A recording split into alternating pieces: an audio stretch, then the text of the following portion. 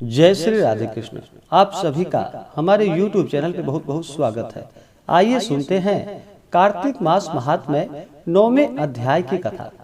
कार्तिक के महीने का बड़ा ही विशेष महत्व माना गया है। कार्तिक महीने में गंगा स्नान करना, दान करना, भगवान श्री हरि विष्णु का पूजन करना, माता लक्ष्मी का पूजन करना, कार्तिक महीने में गंगा स्नान करना, दीपक आदि का दान करना, यह सब बड़ा ही पुण्य फलदायक माना गया है।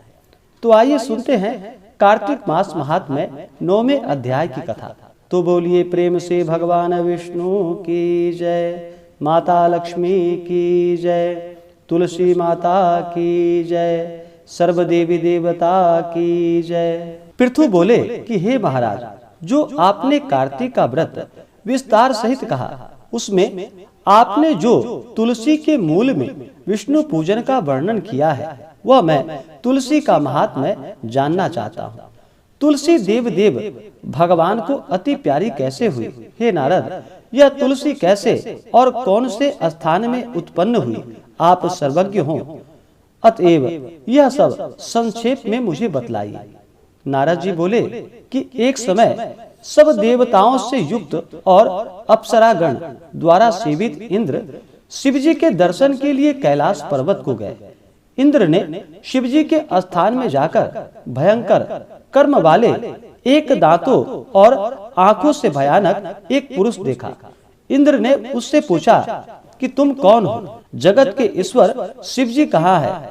हे राजन, ऐसा बारंबार पूछने पर जब वह कुछ ना बोला, तब इंद्र क्रुद्ध होकर बोला, जो मेरे पूछने पर भी तूने उत्तर नहीं दिया, इससे मैं तुझे वज्र से मारता हूँ। हे दुर्बुद्धे, तेरा रक्षक कौन है?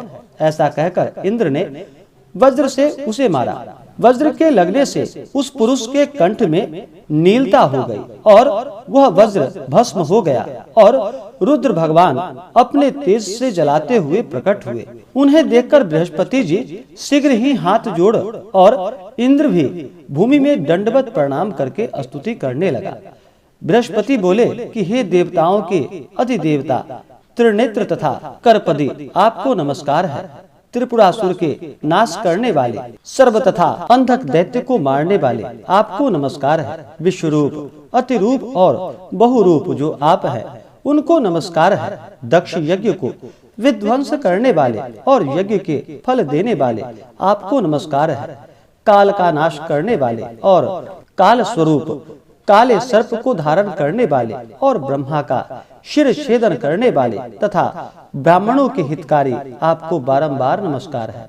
नारद जी बोले, उस समय बृहस्पति द्वारा ऐसी स्तुति किए जाने पर शिवजी त्रिलोकी को जलाने में समर्थ नेत्र की अग्नि को शांत करते हुए बोले कि हे ब्राह्मण, तुम्हारी स्तुति से मैं प्रसन्न हूँ, वर मांगो। इस समय इंद्र को जीवन दान करने से तुम जीव इस नाम से प्रसिद्धि को प्राप्त होंगे। बृहस्पति बोले कि हे देव, यदि आप प्रसन्न हुए हो तो शरण में आए इंद्र की रक्षा करें और मस्तक के नेत्र से उत्पन्न यह अग्नि शांति को प्राप्त हो जाए।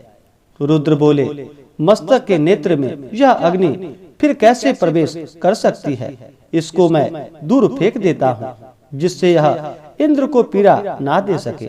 नारद बोले, शिवजी ने ऐसा कहकर अग्नि को हाथ में ले खारे समुद्र में फेंक दिया। तब वह अग्नि गंगा सागर के संगम में जाकर गिरा और फिर वह वहां पर बालक होकर रोने लगा।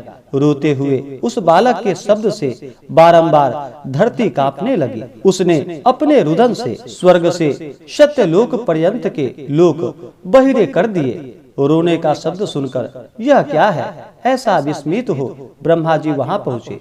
आते ही समुद्र की गोदी में उस बालक को देख ब्रह्मा जी बोले, यह अद्भुत बालक कौन है? यह ब्रह्मा जी का वचन सुनकर समुद्र बोला और ब्रह्मा को आते देख समुद्र ने हाथ जोड़ा और प्रणाम कर उस बालक को उनकी गोदी में बैठा दिया और कहा कि गंगा सागर के संगम में उत्पन्न यह मेरा पुत्र है। हे जगत के गुरु, इसके जात कर्म आदि संस्कार कीजिए। नारद जी बोले, समुद्र ऐसा कह ही रहा था कि समुद्र के पुत्र उस बालक ने ब्रह्मा की दाढ़ी पकड़ ली और बारंबार हिलाने लगा। दाढ़ी पकड़कर हिलाने से ब्रह्मा के नेत्रों से जल बह चला अर्थात अश्रुपात हो गया।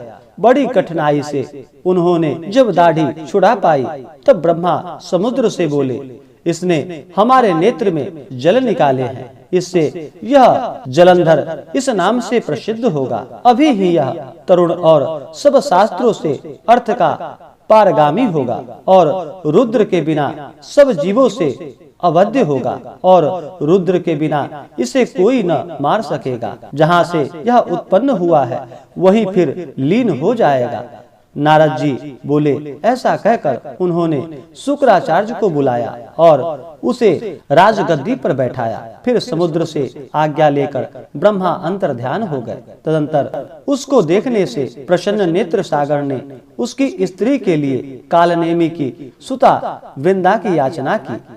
इसके बाद कालनेमी आदि असुरों ने प्रसन्न होकर उस पुत्री का दान किया। बलि जलंधर अति प्रीति करने वाली और वश में रहने वाली वृंदा को पाकर शुक्राचार्य की सहायता से पृथ्वी का पालन अर्थात राज्य करने लगा। इस प्रकार से कार्तिक मास महात्म्य में 9वें अध्याय की कथा पूर्ण हुई। तो बोलिए प्रेम से भगवान विष्णु की जय, माता लक्ष्मी की जय, तुलसी माता की जय, सर्व देवी देवता की जय। इसी प्रकार से अगर आप आगे के अध्याय को सुनना चाहते हो, हमारे चैनल पे नए हो, तो हमारे चैनल को लाल बटन दबा करके सब्सक्राइब करें ताकि मेरे वीडियो का नोटिफिकेशन आपको समय से मिलता रहे। वीडियो को लाइक करें, शेयर करें। सुखी रहे और स्वस्थ रहे। जय श्री राधे कृष्ण। धन्यवाद।